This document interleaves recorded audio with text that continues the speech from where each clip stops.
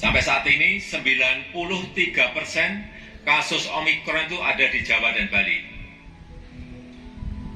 Tetapi yang kita patut bersyukur, tingkat rawatnya masih rendah.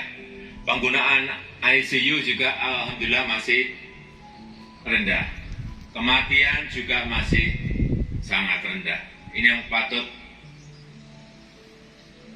kita syukuri kalau dibandingkan dengan varian Delta. Pandemi belum sepenuhnya berakhir. Memasuki tahun 2022, negara kita menghadapi tantangan varian Omikron yang penularannya 4 kali lebih cepat dari varian Delta.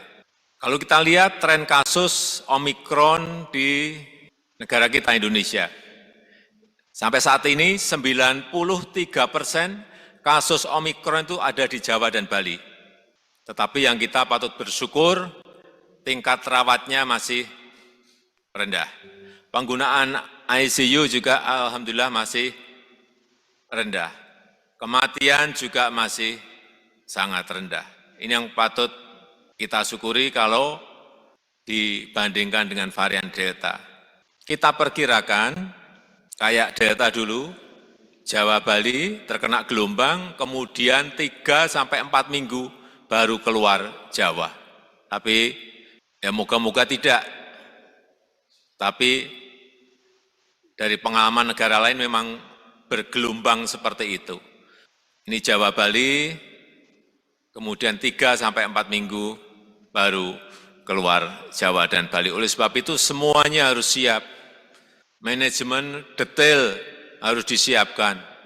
Jangan sampai Omikronnya datang, rumah sakit belum siap, oksigen belum disiapkan, obat-obatan belum disiapkan, isoter belum disiapkan. Saya kira yang belum ini segera menyiapkan diri dalam menghadapi gelombang Omikron yang akan masuk. Yang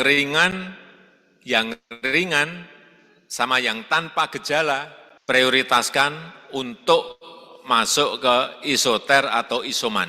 Dan rumah sakit hanya diperuntukkan untuk yang sedang, sama yang berat, sama yang kritis. Ini manajemen ini harus kita siapkan. Jadi tidak semuanya masuk rumah sakit. Karena nggak mungkin mampu rumah sakit kita menerima beban yang tanpa gejala, yang ringan, ikut-ikutan masuk ke rumah sakit. Vaksin menjadi kunci bagi penanganan varian Omikron untuk menekan angka kematian. Oleh sebab itu, sekali lagi, percepatan vaksinasi, capaian vaksinasi sangat menentukan. Ini agar Bupati, Wali Kota, Gubernur melihat kota dan kabupaten mana yang masih di bawah 70. Dan saya minta Panglima TNI, Kapolri, Kabin, BKKBN bersama seluruh jajarannya, Pangdam, Kapolda, Kapolres dan Dintamdem, semuanya melihat angka-angka ini dan agar dipercepat vaksinasinya, utamanya untuk yang lansia. Ini yang di luar Jawa Bali juga agar dilihat, terutama untuk dosis 2 dan dosis 2 untuk lansia, percepat. Kunci dari penanganan Omikron ini 2, vaksinasi yang dipercepat, kemudian meningkatkan kembali protokol kesehatan, utamanya masker. Ini harus digalakkan lagi. Tidak usah terlalu panik, masyarakat diberikan penjelasan dengan ketenangan, agar tenang, tetapi manajemen penanganan lapangan betul-betul harus kita kerjakan sebaik-baiknya. Saya rasa itu yang bisa saya sampaikan. Terima kasih. Bapak Presiden yang kami hormati, Kepala Daerah telah menyampaikan Bapak berkenan untuk memberikan arahan terakhir sekaligus menutup rapat ini. Kepada Bapak Presiden dipersilakan. Kembali lagi ingin saya tegaskan 2 hal penting dalam rangka varian Omikron. Yang pertama, percepatan vaksinasi di seluruh daerah Sehingga sekali lagi saya ingin memerintahkan kepada Kapolres, Dandim, Danrem, Pangdam, Kapolda, agar provinsi, kabupaten, kota dibantu dalam hal percepatan vaksinasi. Karena kunci ini menjadi kunci.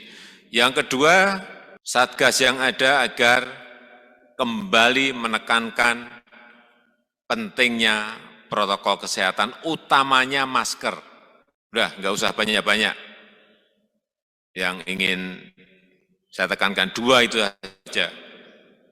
Percepatan vaksinasi, peningkatan protokol kesehatan. Kita ingin ingatkan lagi pada masyarakat agar pemakaian masker betul-betul bisa dilaksanakan di lapangan. Karena kuncinya memang ada di situ. Saya rasa itu yang bisa saya sampaikan pada kesempatan yang baik ini. Rapat saya tutup. Terima kasih. Wassalamualaikum warahmatullahi wabarakatuh.